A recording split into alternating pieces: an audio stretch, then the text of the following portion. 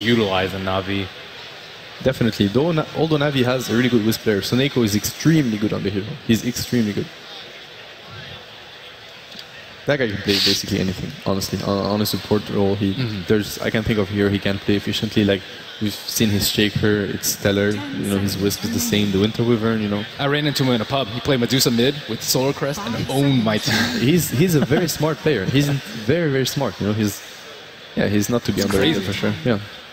The first big co-op for Vici Gaming. I think he heard you there as well because he was laughing at you.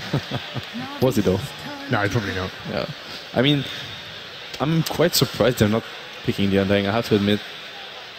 Are we going to see a more standard pick out of these? We've discussed this already. We haven't seen it really already. In standard for Na'Vi or standard for both? Well, standard. Yeah, okay. All right, that's a fair point. It could be all over the place, couldn't it?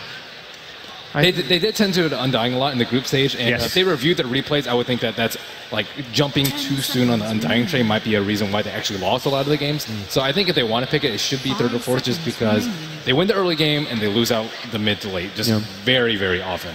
Yeah, and Undying is not a hero that can actually adapt. You know, if your game planning is wrong and you have to deal with split pushing, for example, or something like this, Undying actually can do much.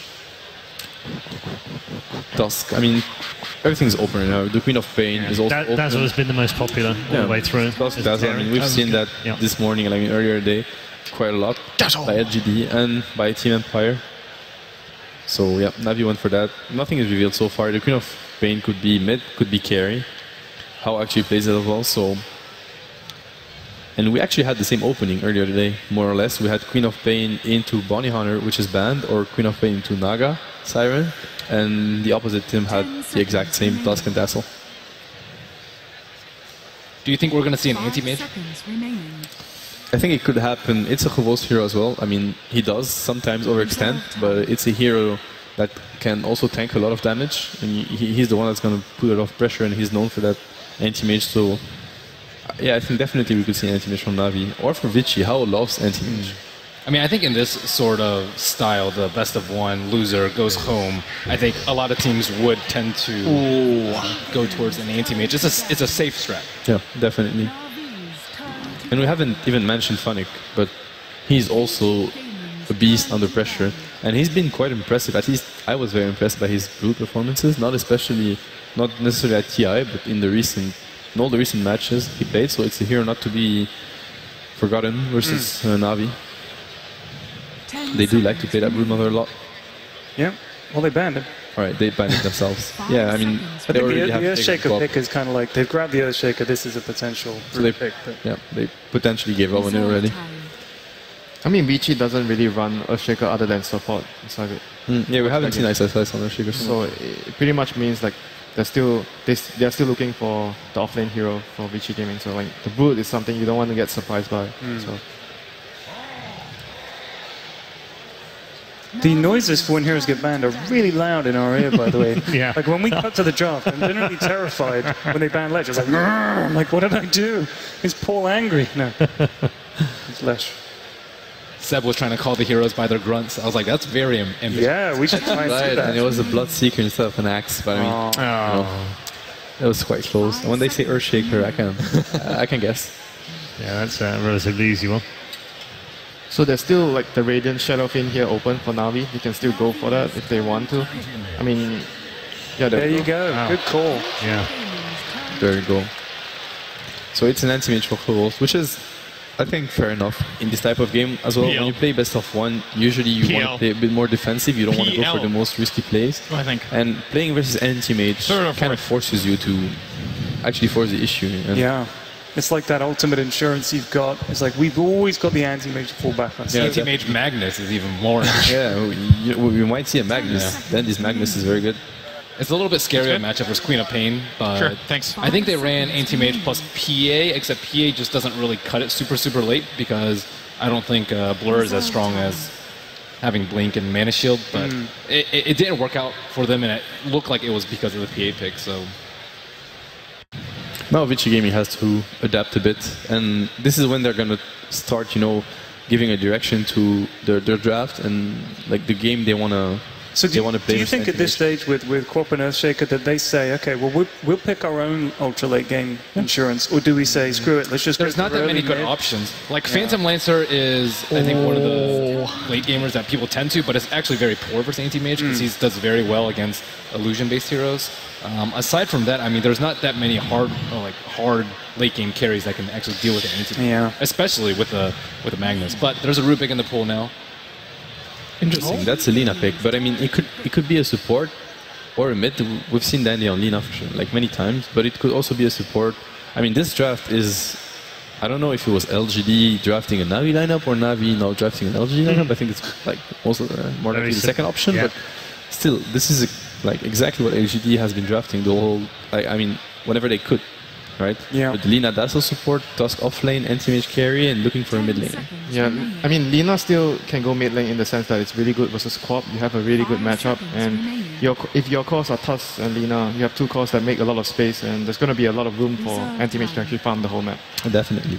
It is, though, a Quap with a Shaker backup, most likely, as we said, since we're not expecting a Shaker offlane, so it does put quite a lot of pressure on the opposite mid laner, but Lina is definitely one of the heroes that can deal with that. Yeah, she can definitely hold her own against that, like going back to clear stacks and whatnot. And that's an SF pick, so it's going to be a co-op safe lane. This is a very secret lineup. In this team secret sense. Yeah.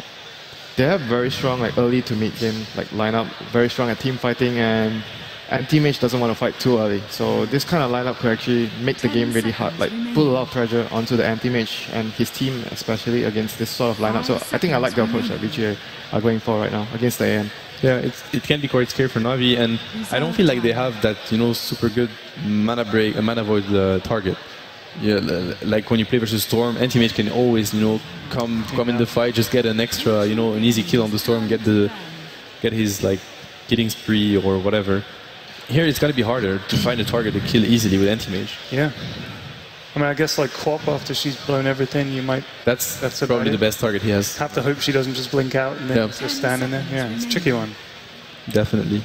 They don't have the best catch for him though. I mean, Quap might go for Orchid or might not, but they don't have the best catch for anti-mage. Like, so their game plan is definitely to pressure as a team. Just go hit the towers and force anti-mage to like come back and fight. So Vici Gaming still looking to go for the last ban here. Looking at Navi's lineup, it's kind of hard to determine whether the Lina is a support or is a core. Like Navi can just rotate their lanes and roles very easily. Undying ban, so they're predicting a Lina mid. Yeah, I would assume. That's one of the interesting things about Lina is it gives you that chance. That is there is the wisp. That is actually something that I think this is the first time Navi have picked up a hero in the event. They're very good at using Wisp. Soneko is insanely good on the hero, and I think it's a fighting anti-mage. What I see is a fighting anti-mage, and when you think about it, if he maxes mana shield, then he's actually, with the help of Dazzle and Wisp, he can be a terror. Like if he goes for, Phobos is also known for the Vlad's Vanguard build, into I just go and fight people. I max mana. That fourth pick with Lina is actually either very smart. Well, it's smart either way because it's either forced them to throw out Undying, or they've actually predicted that they would probably think that they wanted to remove Undying so they could actually pick the Wisp. So either way, it's a really smart pick in 4. Oh, wow. That's interesting. It's going to be off lane Quap with Earthshaker. Like, it's very interesting that in the sense that it's going to be very good in the lane to pressure the end. The lanes are very important, and they're hard to guess for both teams. They absolutely are. Right, we are almost ready. Players are ready. We're ready. It's going to be a fantastic matchup between Navi and Vici Gaming. It's time to join our commentators. It's the Prince of Denmark and the Vicar of Pixels. Hello ladies and gentlemen, and welcome to the second elimination match of the day, Vici Gaming versus Navi. I think there's a lot of people very excited about this matchup, and I certainly are seeing, especially as we're going to be able to see how pulls off the Luna. Yeah, there's a couple of really interesting picks in this matchup. I don't think anyone expected the IO last pick. I don't think anyone expected the Luna. You saw the panel, they thought it was a safe lane Queen of Pain. But the last pick would go to so both teams a little bit of a mind game here in the draft. I think Matt brings up a very good point. How the lanes get put could have a much bigger impact on this game than other games we've seen today, I think. The Luna is a very like a very risky carry in lane because she's a glass cannon, right? She enables the other heroes in the lane to do a lot of damage because of Lunar Blessing, but at the same time, if she gets open on, can be gone in the blink of an eye. So Na'Vi definitely have heroes that can put on the aggression. So very curious to see how this laning stage works out. That said, I personally favor Vici's draft quite a bit here. I think the issue for Na'Vi is they don't have a natural combination with the IO. Maybe they can make it work very well with Tusk. As Matt pointed out, if they go for a fighting anti-mage, that's like an all-in play. If that doesn't work very early on, they're going to get super out-carried by a Luna and Shadow Fiend if the anti-mage doesn't go bad. Look at this. Level 1 smoke. They've got the Tusk. He's incredibly strong. He's just notable onto How. If the Fisher coming out onto 3, How's going to be fine for the time being. And Funnick, of course, as Sneko turn their attention towards Super. Funnick here looking for the body block. He's going to be able to find it here. Can they chase this one down? It doesn't look like they can. And even though Na'Vi get a nice wrap around there with the smoke gang, nothing to come of it. And maybe Fiji can try and turn this one around. Sneko's hanging about. Will be able to tether himself back over. Telekinesis an 8. Funnick should be fine. He's got a snowball. I mean, he's stuck. He's stuck. He's got a snowball, but it's not going to save him. It's going to go back in, but I don't think he gets himself out of this one. Funnick on the heel, in fact, from Archel, but no, telekinesis. He gets slammed down, and it's going to be Vici finding the first blood there against the Tusk. And on Ice as well. At the very least for Na'Vi, they do get one of the runes. If you lose a level 1 fight, often you will lose both runes, but Sneko managed to grab the top rune on the way out, secures him his bottle. It's very, very crucial for Na'Vi as they get off to, I don't want to say this is a bad start. It's not that horrible for them, but Ice getting the first blood on his offlane Queen of Pain will give him more of a chance at fighting the anti-mage. And as it looks for Na'Vi so far, they're looking to play a little bit of a mid-wisp here, maybe stacking for Dendi and maybe even pulling the mid lane to try to limit Super's impact on the game. Dendi might need some help. I mean, yeah, we've got the back of Snake, and as you said, the early bottle is going to be very nice in lane here for Dendi to try and outlane Super. Super going to walk into a light strike array there. And it's going to be interesting to see how this lane pans out in terms of who is going to come out on top in terms of CS between the SF and the Lina. This should be an unwinnable lane for Vici Gaming if the Wisp and Lina play well together. Shadow Fiend with only the help of Shaker should not be able to get a good foothold in this lane. Lina can just play up very aggressively. Even if they get a good fissure, until Shadow Fiend is level 5, realistically 3 raises will not be able to kill Dendi with a bottle and overcharge. So looking for Na'Vi to win this lane. And as far as bottom lane goes, should also be a Na'Vi victory here with the 2-on-1 lane. Of course, SSIS did get the first blood, so helps him a little bit in that regard. And then top lane should be absolute free farm for How. I mean, cannot contest. What is the plan with How here on the Luna? Is it the fact that Vici, they want to get the mech onto the SF, and as soon as that happens, when they group up, they're going to have How with that aura, with that extra damage, and with that extra pushing power? Oh, wait, they've managed to Snake's trapped entirely in mid. But at the same time, Dendi might get the kill. Oh, he does! He gets it, Dendi, with the kill onto Super. Sneko only just getting himself out. Yeah. Na'Vi turning that one around very nicely. Damn, so 1-1 now on the board. Dendi, as you said, he's having a very good time in the mid lane. Look at the CS, 9 for 3 on your Lina compared to the 2 for 0 on an SF, and it's a dead SF as well. This is great start for Na'Vi in the mid lane, making up for the first blood going the way of the Queen of Pain. As far as the top lane goes, you asked what I think the Luna should go for, I believe. Yes, what was the plan here with How? I think just the standard early impact build with treads into optional drums and then Helm of the Dominator to stack camps and just look to farm. Because to be honest with you, I think if this just becomes a farm game and it just slows down, both teams are getting good farm. Luna can almost keep up with an anti-mage's farm if she gets complete free farm. You max the glaives, you stack camps, you farm really fast. In addition to that, you have a Shadow Fiend and a Quap that scale very well. On the side of Na'Vi, if Lina has a good game, can become fearsome, even super late game. It is very possible that Vici are looking to slow play a bit here. Yeah, as you said, it's going to be all about this kind of Luna versus AM. Okay, this is a little weird, because I just said How would go for an early impact build, right? I think treads are more or less mandatory. Treads or phase, I think we've seen How play it before. And it's because Luna has like 2 phases. When she gets her ultimate very early, when she's level 7, she's really strong with her spells, and it's all about getting in position and not getting burst down. That's why you get a bit of health. And then, generally in the mid-game, you slow down a little bit more, you try to focus on farming up the big core items so you can go into the late game.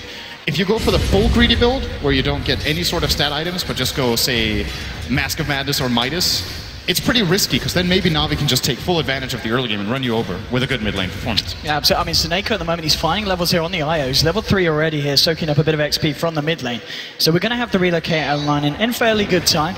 Dendi's still in the mid, 20 for 8 against the 9 for 0. The SF is having such a hard time, and he's really going to have to rely on stacks that hopefully the rest of his team are creating for him in the jungle. And as we see, Ephemera is starting to work on it with the help of F1, and he needs this to be able to close that gap that Dendi's creating. Absolutely. This mid lane is going very well for Na'Vi, and as expected, said Vici Gaming probably can't win this lane. They were pretty close to getting the kill on the IO, which would have made a world of difference for the Shadow Fiend, but didn't happen. So Na'Vi are continuing their absolute dominance of this lane. Dendi, one of the absolute best mid laners at lane control, just freezing the lane, holding it still, farming on his own cliff. Very naturally gets minute denies in the mid lane for that reason. And you just see Super, he's not even going to raise the wave. How often do you see a Shadow Fiend not wanting to do that at minute 4? He's going to go into the jungle immediately instead. Level 4 trying to raise the big camp. You generally don't want to do this before level 5, sometimes maybe even 7, because this is very mana inefficient, the damage you get per mana cost. But he feels like he has no other choice. It's certainly going to be a slow start for Super, but you look at Vici and the fact they have got Ice on this quad, he's going to be able to do a lot across the map. Once he gets that level 6 online, he's going to be able to start making those rotations, and maybe even in situations where they're going to be able to burst down Lina. To threaten art style quite a bit here. He could force over a rotation from Kovost, which will happen. He's going to have to leave the wave for a bit, and I'll let him mana break him once. Surprised Kovost doesn't actually blink for that and try to get a couple of extra right clicks in. It's going to run at him instead. Maybe even force Ice to use that haste rune exactly. There we go. Definitely worth it for Kovost to sacrifice 1 or 2 CS for that, in my opinion. Mid lane, we've got Funnick coming on the tusk, but it's been totally spotted out by the observer wards of Vici. They saw him come up the stairs, so they should be able to be catched. They're going to try and turn it around potentially. We've got Earthshaker coming in, and they will block Funnick off his Super moving forward here.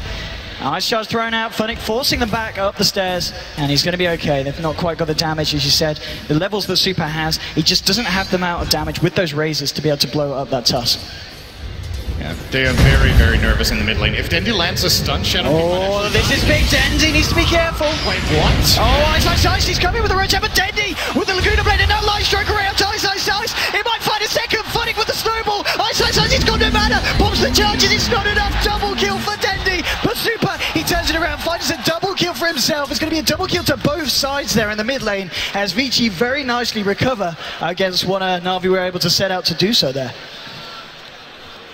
Man, that was absolutely crazy. I actually think it was on purpose that FY lifted the siege creep with telekinesis, because he couldn't reach the hero he was looking for, so he wanted to get the drop down stun. He didn't reach that either though, and Na'Vi got up to a really good start in that fight with Super with the 2 turnaround raise kills. Probably a minor victory for Vici, considering how important it is for them to get their Shadow Fiend back in the game, and now he's actually pretty much tying the Lina, I think, on net worth. Only 300 behind all of a sudden, even though he is a whopping 17 CS and 17 denies behind. That was a massive fight, yeah, indeed, for the Shadow Fiend. And so far, both the carries, Hao and of course, pretty much been left undisturbed.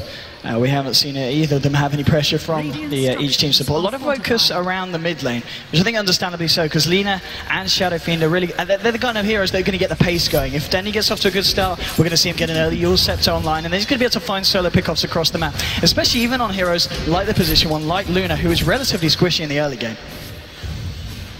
They're definitely going to be looking to combine Dendi with Funnick as early as possible to gank key targets. Funnick has tried to rotate mid with success in that situation. I mean, he did get 2 assists. They obviously didn't directly win the fight, but at least the combination worked out. Unfortunately for him, he's only level 3, and you're comparing that to the Ice Squad, who's level 5.5. Got quite a bit out of that first blood, as it would seem. An extra bit of gold and experience from that is very helpful. Yeah. A bit of focus on Ice here as Outstyle just in the sidelines. Just keeping an eye on him. Dendi has backed off. He had a lot of nice stacks. And there's a triple stack and a double stack here in the Radiant jungle that Dendi's going to be able to clean up. And that's going to be pretty much right bang onto his Yule Scepter at this point of the game, very early on, if he closes that gap. And that's going to allow him to solo kill the Shadow King, solo kill the Quat, solo kill the Lina. The Luna. He can actually solo kill every single hero on the Dire team. None of them is tanky enough to survive the full burst, I do believe. And you've got to remember as well, Seneko, he's nearly halfway to level 6, getting the relocate. I mean, if they have the relocating Yules, as you said, anyone that's caught on their own on the map is going to die. It's possible Hao can actually survive it, because he has strength treads as well as Aquila. It gives him quite a lot of stats here. He's got plus 16 strength, so But that is the only target Dendi can't find, and there is no doubt that Na'Vi are going to be kill hungry here in the mid lane. Looks like FY. It's just that's just a bit of a neutral. Yeah, Andy, the invis, hard to tell sometimes. Snako reveals it. Still 3-3 at the moment, 9 minutes in. Funnick able to find himself a bit of space and time up here in this top lane, trying to work those levels up, but How finds himself a tower. Very classic safe lane Luna. This is what Luna is extremely good at as a carry, is pushing towers early. Has great base damage, is a very natural Aquila carrier. Of course, if you have multiple heroes in the lane, just the benefit of having the Lunar Blessing just makes this push very, very swift. And he is indeed, as expected, going for the drum build-up, it looks like. He's got a Bracer in addition to his Treads Aquila, so very, very heavy on the stats early on. Already 1,100 health. I think he might actually be the tankiest hero on the map right now. He is, in fact. And that is a hero that's usually very squishy 9 minutes in, but combining his very good early farm with his item choices, he's going to be difficult to deal with. Certainly, of course, Vorst still working towards that Battle Fury. He has the Ring of Health picked up. Nearly got enough here to finish off that Perseverance. Ice trying to do what he can in terms of harassing Vorst, but Vorst at this point not scared at all on this anti-mage of that crop. He's got a point in the spell shield to help him out in lane. And Seneko and Artstar just clearing up some camps in the jungle. Seneko only 100 XP away from having that relocate online. Oh, Ice needs to be careful here. He should be able to just blink himself out of this one. Na'Vi will be able to secure themselves the rune, bottling up the bottle here for Seneko. And SF, yours? Yeah. Is that done? That's it 10 done. minutes, that's a pretty good time. It's actually a very good time with the items he has. He has bottle 1 as well as a null. So looking good here for Dendi to be able to set up on kills. This means that realistically no one can go to the mid lane to even touch a creep unless there's a defensive support there. So either Shaker or Rubik has to be there to disrupt the combo of Lina, as the moment they show on lane you can just tether in, run up with Yules. The Yules move speed in addition to tether should bring Dendi up to, I would say, like 460 move speed or something like that, maybe even more. And here's what you were talking about, the Dendi Funnick combo. Dendi leading in here with the Yule Scepter. Can he find the combo with the stun? Yes, he can. He's got the Laguna Blade as well. Bringing How low. How tries for the ult, but it's not going to come out. Does get taken down there. Seneko being credited with the kill. Super moving in with Fenrir.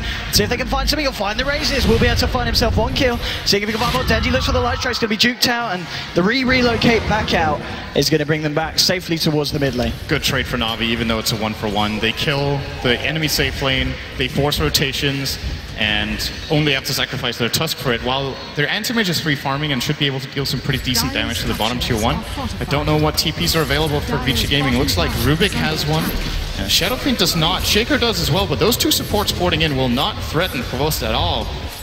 This guy, however, together with them, might be able to repel him. He might just blink out here, just run away from Hal, but yeah, you saw Na'Vi had to put in quite a bit of effort to kill the Luna, but they do manage. Yes, they certainly needed more than just Dendi on his own. And Vici smokes up now. Moving towards this bottom tier 1, it's going to be a question of whether they want to go out into Na'Vi's jungle, and the answer certainly seems to be yes. Super, FY and Fenrir leading the way here. They've got to catch a Vorstat. They've only got really the Fisher. I guess they can get the telekinesis as well. It might be enough time to lock a Vorst in place to burst him down. Artstyle with the defensive ping, realizing that this must be going on. All heroes are missing from the map. This is a very obvious smoke play from Vici Gaming, but even though they don't find a kill, they'll probably find a tower, because all of a sudden they're now 5 heroes bottom. If now we want to try to defend this, they're going to have to TP in 2 heroes, they're going to have to get a really good relocate, and the time it's going to take for them to set that up, it's going to be too late. Luna with the 3-level Lunar Blessing could even pop a drum charge. This tower is not long for life. Very quick pickup. Looks like they're just going to look to try and trade across the map. Dendi and Vorst applying pressure onto the mid lane, and top lane you've got Funnick pushing it right up towards the tier 1. TP going to be coming in now from FY here on the Rubik. Just going to be able to zone them back, and top lane TP's coming out as well, as we see Ice come back with the defense. So Na'Vi unable to find themselves a tower in return, but they do have the full 5-man now moving into the dire jungle. Maybe seeing if they can do anything about Ice here. It's going to be quite a hard kill to find onto the Queen. They haven't got a huge amount of lockdown unless they can find the Light Strike Yules combo. If Funnick gets in on him, he is toast. He is actually just going to be blown up, but they don't know where exactly he is. Seneko is behind enemy lanes. Looks like, guess what? He is invisible again. I know, so with you. He knows something's up. The pressure's starting to be pointed out. Gets himself out. Vici, however, at the same time, they're putting the pressure on this mid lane here. So even though they may lose the top, they may be able to find themselves the final tier 1 of the side of Na'Vi. The TP's now coming in. Looks like Na'Vi aren't going to let them have an easy one here. Dendi's there along with Funnick. I mean, the pressure of Vici is just a little bit too strong. Aggressive weave here from Artstyle, and looks like Vici Gaming will back off, so one tower for Na'Vi. It did get denied by Ice though, so they actually didn't really claim that much out of that. Still, definitely a worthwhile trade for Na'Vi, I guess you could say, since they don't lose their own tower, but well, they might very soon. Artstyle is he's so in the right dead position right now. Totally caught out there by the side of Vici with that smoke. Essentially tanking the gank though. As we'll see if Vici are able to find anything more after this. Na'Vi just going to look to find themselves this top lane. And they're not looking to fight at the moment. No, this tower is gone. They're 4 on 5. There's a weave stolen by FY. They have the mech advantage. He has 13 one charges as well. For Na'Vi to blow up super, they need to land their entire combo perfectly, and there needs to be no counterplay. And of course there's going to be a counterplay. The moment they snowball in, there's going to be a fissure. Oh, Funnick caught out here. Uses the snowball. He is very dead now. And then, uh-oh. Who's going to get the kill? To death. No, Fate Bolt to the backside Almost there. got out of It was a close one, Sin. A close one. Mech now done, of course. And with this, Vici, the pushing power they've got with this Luna is just unparalleled by Na'Vi at this point. They're trying to do something to the tier 2 on the top lane, but Vici, and indeed still with the stolen weave. It's actually brilliant work for them. Yeah. It's going to force out a glyph. Meanwhile, Na'Vi doing their best to trade, actually dealing more damage right now than Vici Gaming are, so good exchange here for them. Dendy doing a lot of damage here, but just the overcharge and of course his attack speed from Fiery Soul. Now Hao comes in and should stop this attempt from Na'Vi. So Dendy's backing off, Seneko tethering away, looking for the CP straight out as well. So Seneko's out. Dendy should be A-OK as well as Vici. Head back towards the mid lane. You've still got Ice here on the bottom lane, trying to find some farm for himself on this quad. This is coming up to 1k gold, so we'll see what he decides to opt for first in this game. I mean, for himself, does he go for the Yules, the Orchid, or straight up Acronyms? What is the best time here for Ice? I think it looks like an axe. He's running to the secret chart with 1200 gold. Oh, he's thinking about it. He couldn't click the button. Now he found it. There we go. So he's going to indeed be going for the axe. It's like the axe. It's Battle Fury. It's simply the new trend of Queens of Pain. Like more often than not, now we see Agonists being an early pickup. When you go back just a month, I think almost every single time we would see Queens getting Orchid first. Kind of the same trend we've been seeing on Storm Spirit, with a lot of Storms picking up the Bloodstone over Orchid early. Going for a little bit more of a tanky build here on Ice with the Agonyms. Of course, when this is looking to become a fighting game, a lot of the time the low cooldown ultimate will be great, and a little bit of extra damage, of course, doesn't hurt. I mean, and now have also got this Battle Fury on top of the treads. What's the game plan here for Vici Gaming? How do they stop the anti-mage farming? Do they just need to end the game before it gets to a certain point, or do they need to look for aggressive rotations into the Radiant jungle? They might not need to end his farm as long as they get farm themselves. Okay, so Neko's in Viz again. Are you kidding? Like, I keep seeing this, like, it looks like he's out of position all the time. This is his third Invis rune in this game, I think, if not the fourth. I think it's the third. It's just kind of ridiculous here. Valuable intel here on the side of Vici. But yeah, if Vici Gaming trade farm, and both their Shadow Fiend and Luna farm against the Lina and AM, I think they're going to feel pretty confident going into the mid game, because in my opinion, when you look at the supporting cast, the Dire have a Shaker who can be massively impactful in the mid game team fights, and on the Radiant side, the IO is a little bit iffy in this game, again, because of the pairing it has. I don't feel like it's going to be that powerful in the mid game. And then the Dazzle can be super high impact, of course, with a great Brave and a great Weave, but most of the time Weave will take a little bit of time to build up, and Rubik is always just an X Factor. He's just good, always good mid-late game if you get the right steal, and FY tends to be pretty good at that. Now he's got another tower though. They do. Vici went for a very aggressive smoke all the way right past the Radiant Ancients. Now they're backing up. Na'Vi needs to be careful. Snaker's gonna, they're just straight out. And Funnick will be able to get himself a fish out. Oh, not quite soon enough. And Na'Vi do get away with, as you said, another tier 2. This is a very good play from Na'Vi. They get the tier 2 tower, they have 0 casualties, they force a rotation, and Quost is just free farming the bot lane. This is pretty much textbook how they should be playing this game right now, because I think relocate ganks and just aggressive plays in general with the Lina right now are pretty risky, since if they don't have vision of the defensive supports, it's very easy for Vici to just turn the fight on its head. And Dendy at the moment as well. Just map control, take towers, try to get superior vision so that Quost can not only trade, so he doesn't trade farm, but actually out farms the opponent. And then they can hit a sweet spot around the 30-minute mark when Quost has 2 big items.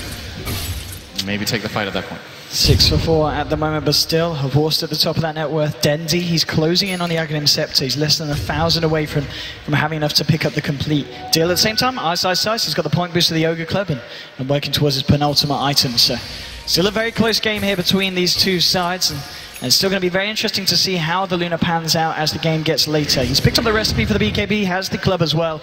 Just under 1,000 away from picking up that Mithril Hammer. So, with the BKB, we may see Vici Gaming look for more fights and look to push down more lanes and take further to two towers. I think with the BKB on Shadow Fiend as well as Luna, they're just flat out stronger in team fights for a period of time.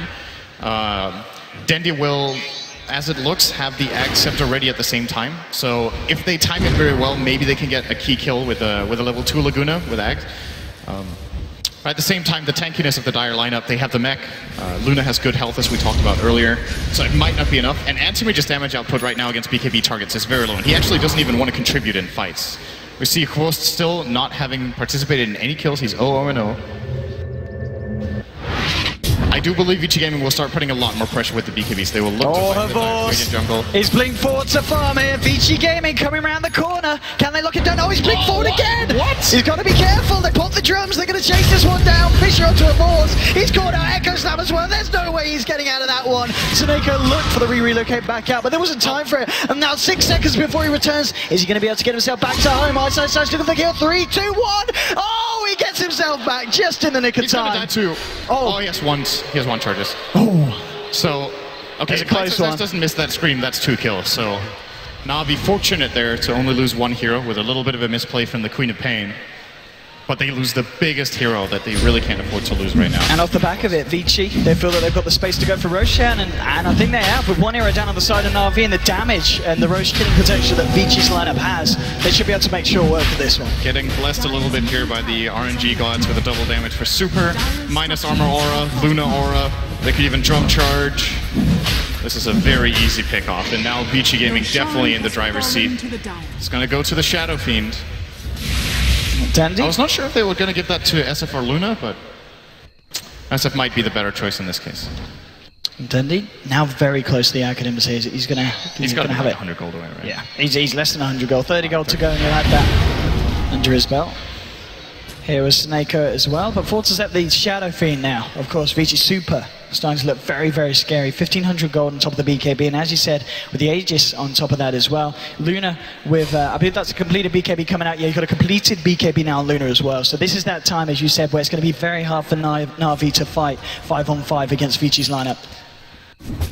Now, just be looking to slow it down a little bit. A nice Ancient stack here as well for the side of Vici Gaming. Yeah, Luna is also very good at farming this. Actually, I want to say a kind of unusual build here for Hao, maxing out Lunar Blessing. Can they burst Ice down? No, F5 there with a telekinesis to cancel the combo from Dendy. And that's going to be Na'Vi on the retreat. Tenny actually wanting to go back in here potentially. But there's 4 heroes on the side of Vici. They've got to be careful. Dendy and Snako just backing themselves out. The Shards trying to block off Vici. They continue to retreat. And it looks like Vici won't quite be able to chase down the side of Na'Vi, and they do get themselves away. This is what I was talking about earlier. The moment Na'Vi go for an aggressive play with their Lina, if there's any defensive support, this time it's the Rubik. Oh, F1! Gonna get caught out here by the All Supers there as well. Super will pop the BKB. They do burst down F1 here first. Fisher coming out onto 2 Snako. He's gonna just get evaporated there. Super blows him up. They turn their attention towards Funny now. He's gonna look for the TP. Will he be able to make it? No! Lucent beam from Hao. They'll clean up Funny as well, and they take down 2 in return for losing the Rubik there. Vici Gaming with 2 kills, and off the back of that, Vici Gaming, they're starting to break themselves away from the side of Na'Vi. 9 for 5. The farm's looking good as well. Her Force is still in there. He's working his way towards the Yasha now. He's just a few gold away from picking up the recipe here. I mean, it's all about how much this anti-mage can do for Na'Vi and how hard her Force can carry. The issue here is Anti-Mage versus Shadow Fiend is not a good Anti-Mage matchup until he is really big. Like, at the current point in time, if they have the same net worth, Shadow Fiend just mauls him, right? You blink and Shadow Fiend just turns around and hits you, and you actually can't win that fight. So for now, Frost can't really join fights. He's going to hit like a sweet spot if they just keep free farming, where he will be able to... I'm guessing he's going to go Manta into potentially Abyssal, unless he...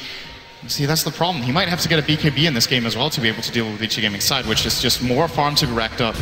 And a lot of the time in this tournament when we've seen an Anti-Mage pick be successful, it's because you know, there's a really key target on the enemy team that you just blow up with Mana Void, and that's your early game contribution, like a Storm Spirit, Leshrac, or something like that. In this game, there's a Quap, but Ice has never really been in a really good Mana Void position. I think the spell has been used once all game, actually, so he hasn't really been able to contribute that much, and that just means, you know, Vici Gaming just get the farming trade. And to be honest with you, Luna also doesn't mind the one-on-one with AM that much. When he gets the Manta, if he comes in, it gives you something for the Glaives to bounce on, and you can actually just... maybe Hao will even be able to man-fight him for a bit.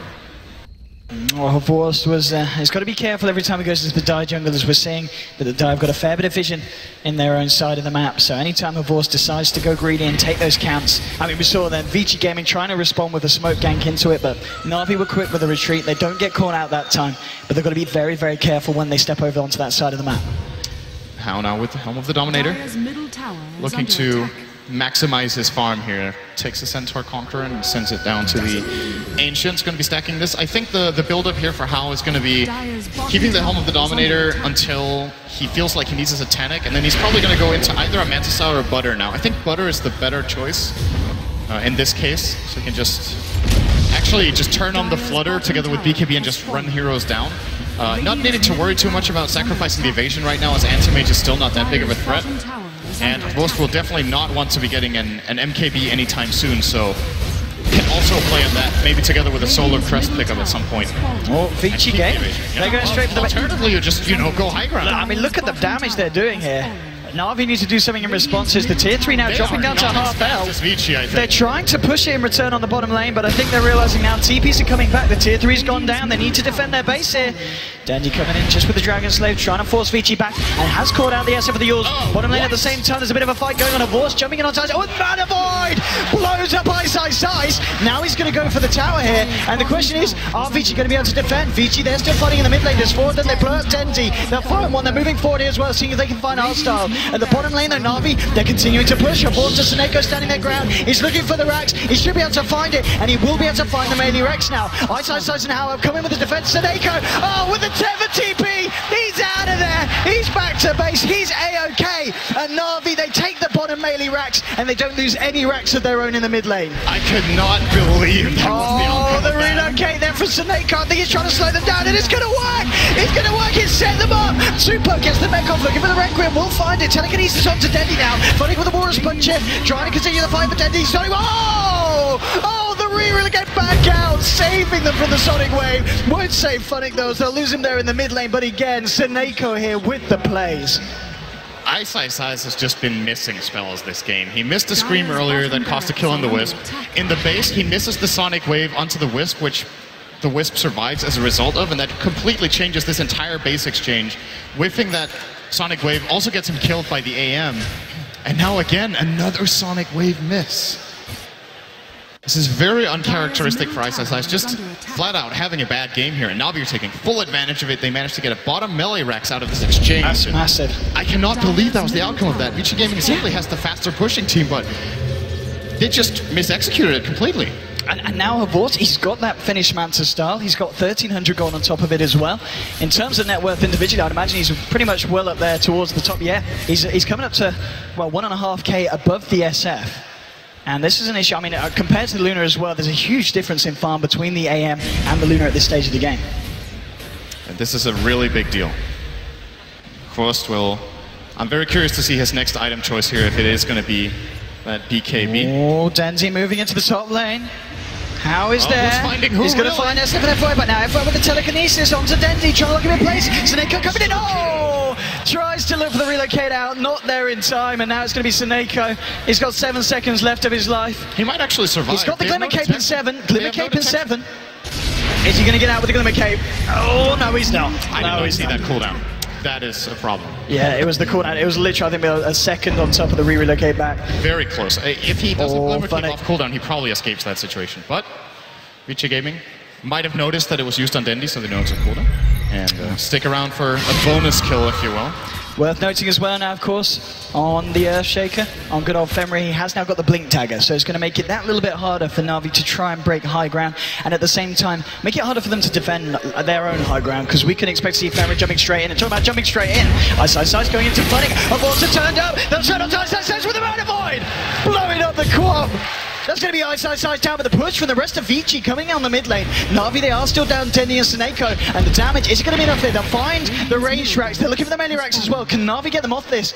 It doesn't look like they can, and Na'Vi will lose this mid set of melee racks as well. So a full set of racks down here in the middle lane. Very nice for the side of Vici. Looking for Hao, snowball forward onto Fenrir. Can they turn this fight? Na'Vi, Hao's going to pop the BKB, looking for his way out of this one. Now he's ready to just turn around and go back in. Will blow apart style here. Now the question is, are they going to try and look for more fun? It gets the Sigil out, trying to slow down the side of Vici. Ice Shards blocking up Hao. No, we'll be able to walk around them here. Duke it out. Havors, he's coming into the fight now with the snowball onto Hao. Looking for the lockdown. Havors being tethered up by him. Seneko. Super getting caught up with the Yule's Light Strike. The Laguna Blade. Super's going to go down. Killing spree here for Havors as he takes down the SF. Fenrir now the trip. A blink forward for Funning. Gets the Ice Shards. Blocks Fenrir up, and now Seneko turns him to the fight. Party with the spirits blowing Fenrir up. They'll get themselves another kill, Na'Vi, and Havors now applying the pressure onto the mid lane. They might even be able to try and force out a buyback from the SF. Still 50 seconds, but Super's off the map. They do claim the racks here, Vici Gaming, but they get to pay the price. Anti-Mage getting the kill streak. And on the Shadow Fiend, a monster kill. That's another about 1,000 gold going to Havors. He's got BKB. He's got BKB. He's going to be pretty difficult to deal with right now for the Vici Gaming side. The right-click items are not really coming out in force just yet for Shadow Fiend and Luna.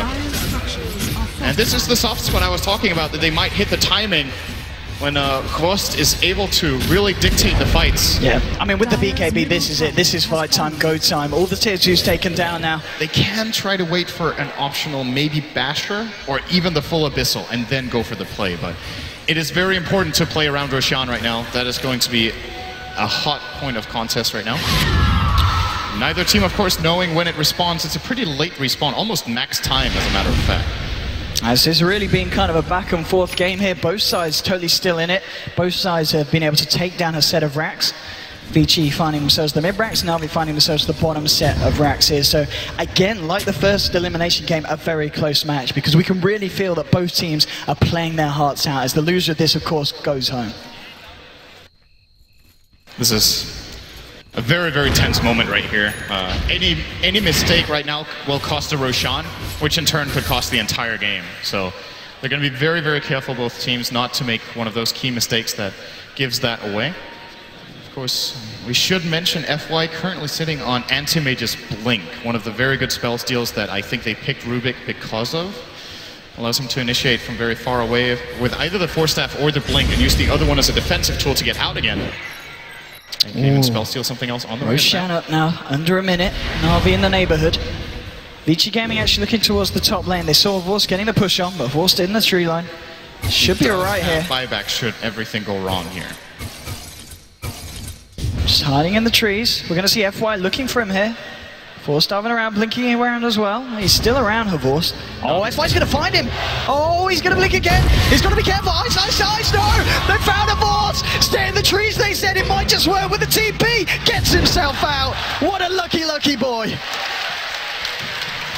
What a close call.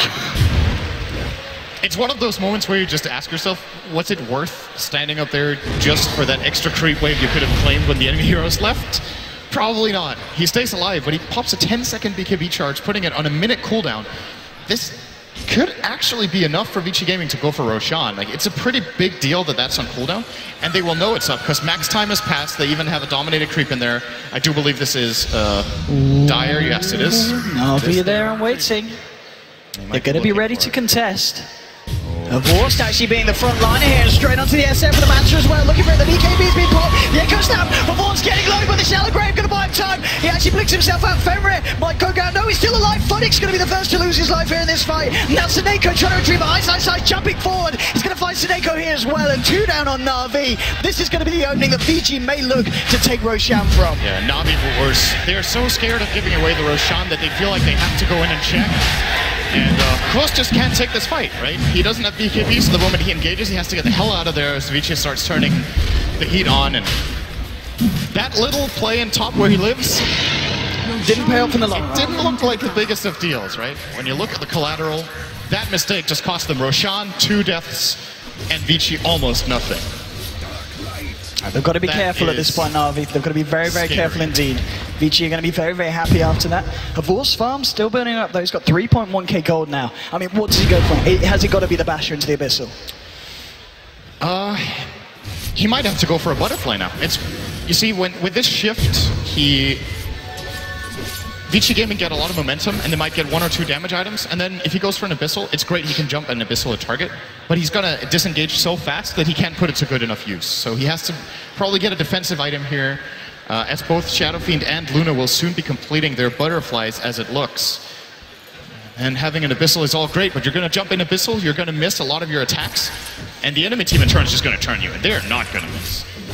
And Vici's lineup looking incredibly strong now at this point, 34 minutes in. Super, and you know, working towards his own butterfly.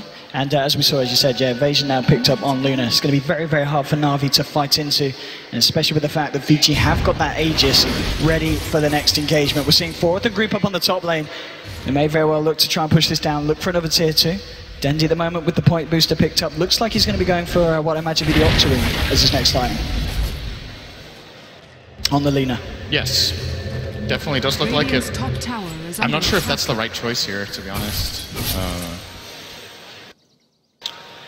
I'm worried that Na'Vi won't have enough damage, and that Dendi should have maybe considered a refresher over this for the double Laguna, because the problem is, Octarine is great, right? You get cooldown reduction to your stun and Light Striker, or sorry, stun and Dragon Slave, which is of course incredible. Lower cooldown and ult is also great, but the cooldown and ult doesn't get so low that you can reliably use it twice in the fight anyway. So it's mainly for the 2 others. The spell lifesteal is also great, but it's just not going to be enough, right? So I don't think this is the path Dendi should be taking right now. We'll see what... Could also be a Bloodstone build-up and going very greedy and aiming for the late game. That is still a possibility here. I actually like that maybe more than Octarine here, but I think neither of those choices is the best. And we'll see what Dendi does indeed opt for. Bottom lane, How ready to get the push on here, has got the backup in the jungle. At the same time, Na'Vi, they're on the top lane. We've got 3 heroes starting to work their way towards the racks here, the tier 3 on the top. And it's going to be kind of a case of who pulls who back first. Ice and FY already backing up as Super, making movements towards the top lane here as well. Havor's starting to, he's got a lot of money on him, 5.5k gold, so Havor's very much getting to the comfort zone of being able to pick up a next item and have buyback available as well. Straight onto the tier 3, hasn't got the creep wave up here as of yet. Now we're going to be able to see him go in. Vici, they're going to look to try and block him off here, moving straight up. TP, oh, Arstyle actually cancelling the TP here, wanting to stick around to fight, but Arstyle's going to lose his life here. There's going to be the relocate out to save Havor's, but poor old Seneko is being chased a bit here. His TP got cancelled. Havor's with the body blocks. Phonic as well, look at these body blocks come out. How's it going to be in a lot of trouble? Havor's going forwards here. He's got a mana void, he's going to use it. Blowing up How here on the Luna. Top lane, Seneko did die with a relocate back up to the top. But Havor's finding a kill onto How on the Luna. Pretty big stuff. The overall gold gain, and I think that probably favors Na'Vi overall. That last kill they got is 731 gold for Hvust, and of course putting the Luna on the sidelines for a good minute, and almost a minute and a half actually here is very, very important for the farm development of this game. And Hvust, I just mentioned his name, he's got 7,000 gold. I think it's time to go shopping a bit here. I wonder what he's going to get. Maybe could be a full Abyssal, could be Butterfly. I think Heart is not the choice when you have BKB in this particular game. I think it's simply too weak. I mean, it's the great thing about the fact that he's saving up this money. If it's going to be the Abyssal or the MKB, it's going to definitely catch Vici Gaming off guard because they can't see what he's building. So we'll see what he does go for and see how effective it is. It's going to be the aggressive build with the full Abyssal. It puts him in a position of power, but at the same time, kind of glass cannon-y here against what Vici Gaming are sitting on, so has to be careful, but if he chooses his initiation timing right, this is the highest damage output item he can get right. I guess in the fights, who do you look for Havor's to jump on with the Abyssal? Do you go straight for Super on the SF?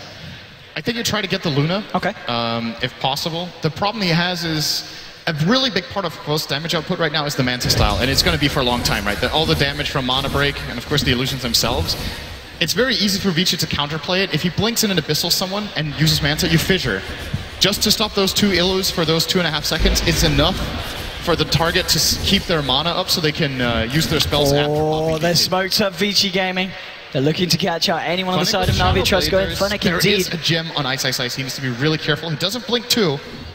Ice is not seeing they're going to see him. They're going to go straight in. BKB popped by How. Full commitment there to find the kill on Funny. And now they're going to look for more potentially. That's going to be Dendi hiding in the trees. He's going to be fine for the time being. And top lane, you've got Artstar looking for a bit of a push. Dazzle. He's going for it. A modern classic. Mid lane, of course, of Vorst and Seneca working their way down this lane. And I mean, the pushing power of this anti-mage now at this point is it's going to force Vici back every time. Yeah, this time around they're not going to be able to claim the bot tier 2. Looks like they'll leave How here for a bit. That is pretty risky. He doesn't have a TP. He does now have a butter. He's going to run it by it. He's just flutter together a little bit faster and lets his illusions do the job. This is going to force a Na'Vi hero back, or they're going to lose a tower. So, they're probably going to lose the tower anyway. Looks like they might be too late. Dazzle's going to port. He cannot hold this back on his own.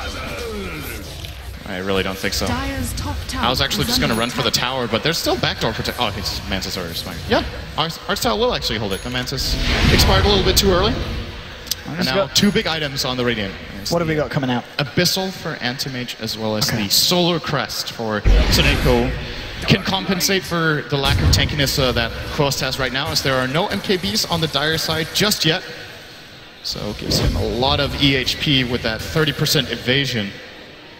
He can cast on him, as well as, of course, the armor. Vici groups up here in their jungle, her Vorst, as you said. Just continue to farm. In terms of buyback availability, he's got, that's enough. Yeah, he's got more than 1,000 surplus, so he's going to be okay for the next fight if it does go down badly. But Vici Gaming at the moment looking to be in a very, very strong position. And a good position to fight in as well. Funnick, with the Shadow Blade, needs to be careful, as you said. If Ice blinks, he's dead. He's not quite in range at the moment. He doesn't realize he's there. Then he would go, Night Vision found it! Oh! Wow, cutting it closer.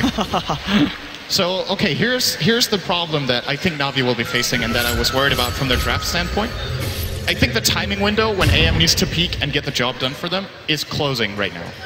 He is almost maxed out. He can get 1 more item, and of course, Moonshard in addition to that, but it's not really that cost efficient. So, might replace the Vlads for a Butterfly, I would imagine. And then he's kind of maxed out. And then they kind of have to get the job done, right? Luna is going to grow a lot, so is Shadow Fiend. He still has a slot remaining, can sell his mech and get another slot. And even Ice, his Queen of Pain, has a lot of room to get some good utility items, more than likely. And what do we have over on Dendi? He went for a Blink Dagger, and another 3k gold in addition to the point booster. He is not going a late game core build right now. He does not have physical damage output. He does not have the refresher. It's a lot more about the control and the initiation right now, which frankly just isn't going to cut it if they can't kill the targets during the lockdown. Well, the amount of damage that Vorst is doing, as long as he can work his way around the fight without being caught out by the side of Vici, should be able to do a lot for the side of Na'Vi. But as you said, the fact that you look at Vici and they've got those 2 hard hitters, both the Shadow Fiend and the Luna, which at this point, as you said, they've still got ways to go. They haven't quite capped out yet in terms of items built. So Vici Gaming just going to start looking scarier and scarier, and it's just what can this anti-mage do in response. So Vorst is going to start to try and put the pressure on this top lane. Vici Gaming, they've got 4 heroes down on the bottom. Again, it's just trying to force each other back at this point. And it's very important that they have Tora down here, because Dendi's actually in a pretty good position to try to go for a Blink Yule's play with Relocate, and they could easily have ganked any solo hero down here. Super's actually alone right now. Doesn't look like they're going to go for it, though. And Luna will claim the tower with the Mantis. Well, Denji's walking down the lane with the Relocate coming in as well. Seneca bringing in a force of the Abyssal Blade. Straight up to Super World, but oh! The Mana Void there. Another kill here for Vorst. A mega kill streak and a big kill to make it with as well. Finding the kill onto Super on that SF. And Roche has respawned at the same time as well. If Na'Vi are going to check this, they will with Quost. He's going to go in for it. And if they can find this, if they can get the Aegis. This is a Roche for Na'Vi. The question is who gets it. Does he just give the Vlads to someone else to hold and or drop it and pick it up in space? Vlads and take the Aegis, but he's still not that strong. I think, in a way, he kind of needs the last item slot a lot. So maybe what he can do is he can sell the Vlads, take the Aegis, and then have like a courier with him with a 6th item for when he dies. Like, that's what it feels like at this point. He might want to do. See who they give it to. Aegis. Oh, they're going to give it to Dendi. Yeah. Okay. I like this choice. I think Quost is going to just tell the Vlads go for the Butterfly, while it's still a solid pickup. Because what else would he get? He could get MKB, and once again, very glass cannon-y, but then he can at least bypass the 2 Butterflies on the Dire side. It's a difficult choice. Do you tank up yourself a little bit, or do you really aim to shut down the enemy target? We'll see soon enough. He's got the money. I mean, I'd certainly like to see an aggressive build come out from him, because you got to remember he has got both Seneko and Artstyle on very defensive supports that can keep him alive, so we can afford to go for that glass cannon. And he is under pressure to end the game. Yeah. So I would agree in this particular case. I think MKB might just be the better choice. Let's see what he does. And it is. MKB, it is. Or Daedalus. Oh, the Daedalus anti-mage. I said we see it all the time. Being purchased up. Oh, he's playing for. He needs to be careful. Vici gaming all around here. He does have backup. Oh, this is a good juke move. Yeah. Oh, there we go. The casual BKB. Everyone gets away with Blink. And that's the end of that. Oh, maybe not. Yeah, another guy blinks. Look, it was a good job Funnick blinked down, I tell you what, just getting himself out with that TP. Funnick is really doing the best he can to make every single gank as exciting as possible. He gets out by the skin of his teeth every single time, it seems.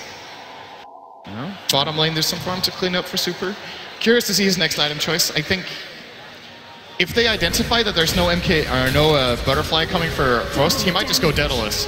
Okay. And that's the threat here, because Frost, once again, going for the glass cannon build, he can die just as fast as he can kill.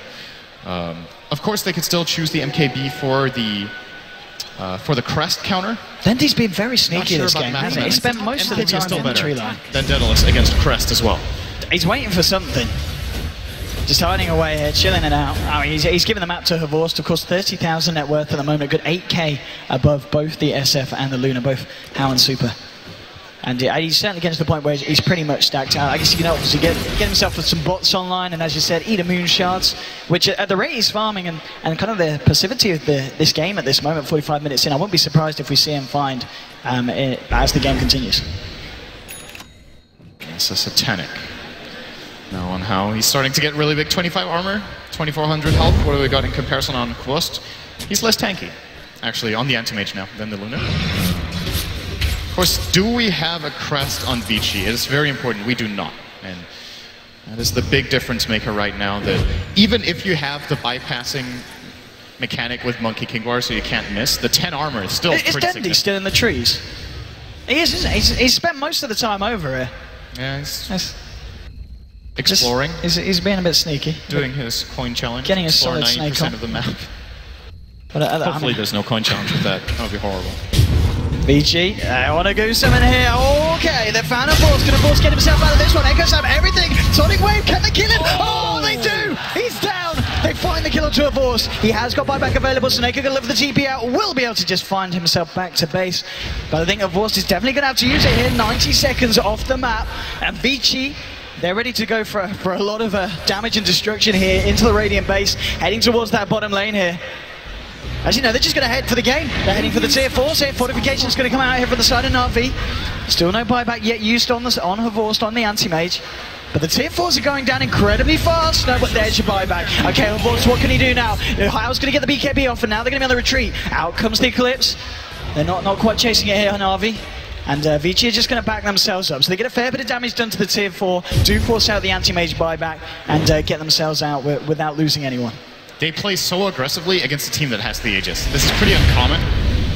Dendy setting on the Aegis, they still go for the anti-mage gank. With him dead, they still go for the fight in base, believing they can disengage, and zero cost. They got almost tier 4s, they forced buyback. Paid nothing for it, they go back to farming. This is... Na'Vi are running out of time. I really feel like if this goes on for another 10 minutes, Vici are just going to beat the one stronger lane. They have to make a play with this Aegis if they can. But it's expiring in 30 seconds. They haven't used it for anything. This is certainly an issue for Na'Vi as well. And now that they've got this very fragile period of the game, where if they lose Horvorst again, it's pretty much over. They've got to keep anti-mage alive at all costs. Without that buyback available now, it's going to be a very, very tense part of the game here for Na'Vi. They've got to do what they can to hold on if they wish to take this game against Vici Gaming, of course, in this best-of-1 elimination match. And I mean, Vici Gaming, just with the fact that this Luna and SF are getting so stacked, it's looking a bit hard now for the side of Na'Vi to go up against this, because it's really anti-mage. It's Horvorst doing all the damage. As you said, Dendy didn't really go for that late build. Wow, I cannot believe Na'Vi have 3 smokes available. That is very unusual in high-level Dota, 50 minutes in. They have stocked them up in their shop, Vici Gaming. Oh, it might just be this play bug. It looks like Vici has 3 as well. I think they've bought quite a lot of them. Or maybe both teams. Nah, there's no way. They've used quite a bit of smokes. It might just be. I would be surprised. Who knows? I'm getting skeptical because both teams have 3. That would be ridiculous. There we go. Okay, it works for me now. I don't know how that happened. Vici have none in stock, and Na'Vi have 3. Oh, still got 3 of it. I mean, Vici getting no, they also have 6. Wait, what is going on here? All right, this is glitchy. All right, don't trust me on anything. They also have the same cooldown in their shots and whatnot. Teams have smokes. Great. Vici at least have 1 on the shaker. Talking about smokes in Vici gaming. Yeah. They're going to use one right now. To see if they can find anything off the back of it. F1 with the haste sprint here. Heading straight towards the mid lane. Okay. Everyone's going down the mid here. Vici, this could be it. This could be the G. If they can find themselves winning this team fight, it's going to be very hard for Na'Vi to stay in this one. They're coming in. Smoked up. Dandy and Funny, they've got to be careful out fight. Dandy's got to be careful out fight. Comes out. F1 moving forward. Oh. But the blink back from Dandy just in time. And now they know that Vici gaming are there. Aggressive weave. Vici are definitely going to respect this. This is the... They do not want to engage into the base under these terms, but they could also just wait.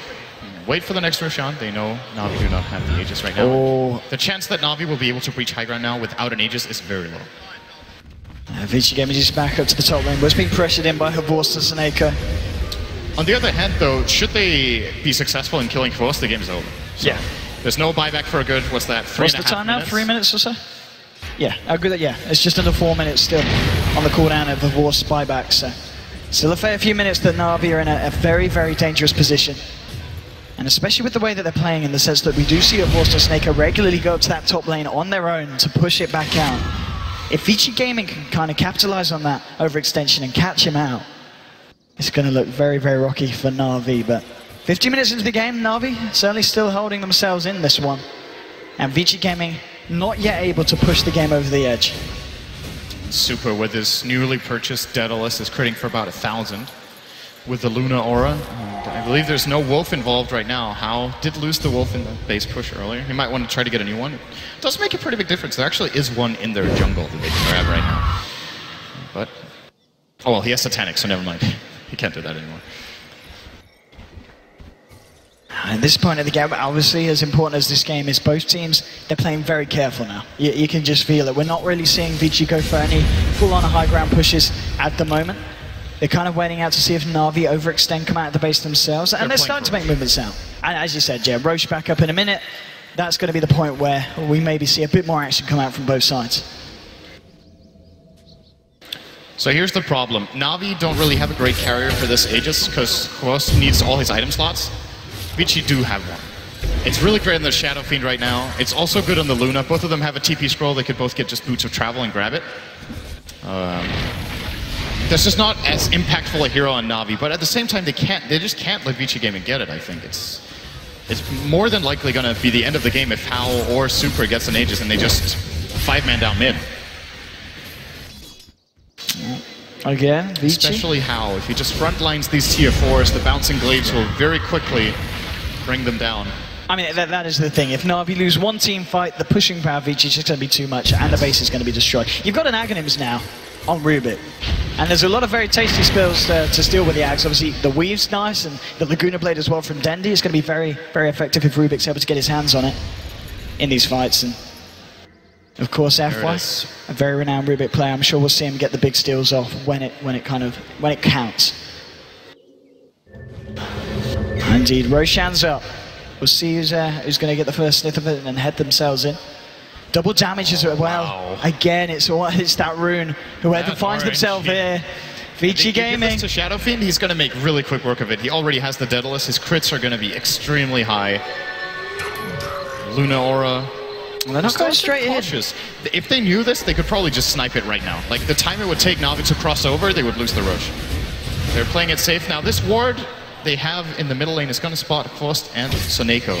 But there's, of course, always the risk of a relocate to get them in position. And they just don't know where Dendi is right now. They don't know where Funnick is anymore.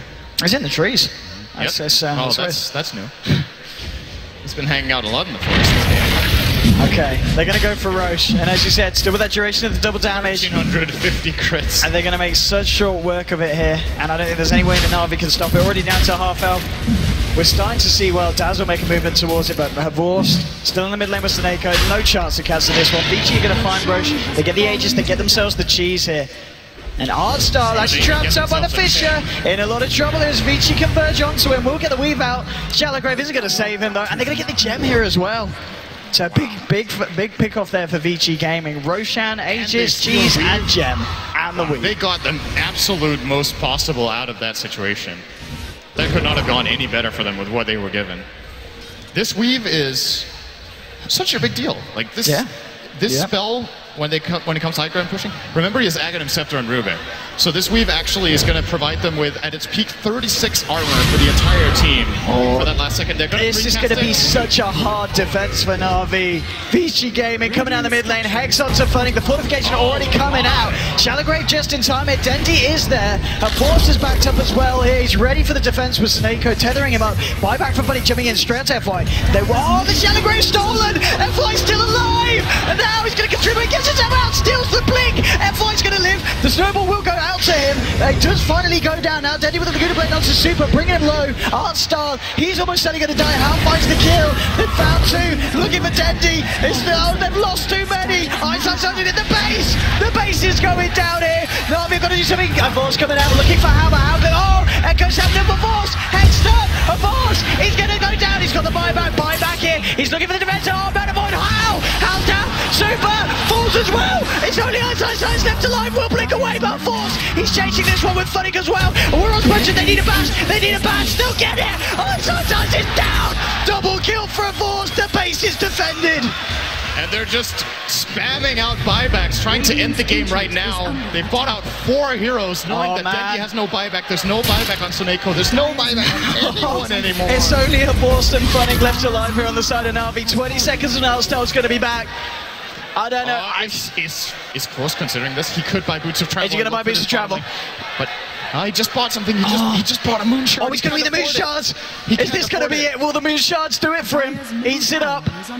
This is effectively a 5. Okay, here we go. BKB Pop looking for Super. Straight in onto the SF. The Pistol Blade drop. Can they kill him? Super getting low. He's down. They find Super. Now Sonic Wave onto Force gets hexed up though. They might lose him. But Force going to keep him alive. Also, no, he's Shallowgraves himself. He Shallowgraves himself. It's over. Vici Gaming take the game.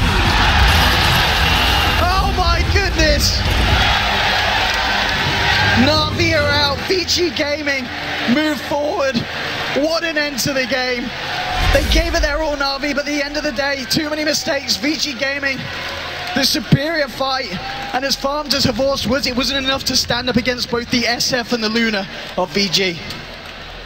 What a game. Absolutely crazy ending to that game. I cannot believe how well Na'Vi actually ended up holding that, but they just run out of heroes in the end. Oh man, there's so much to talk about that game, so we're going to head over to the analysts to see exactly what they want to talk about. But what a performance from VG. What a performance.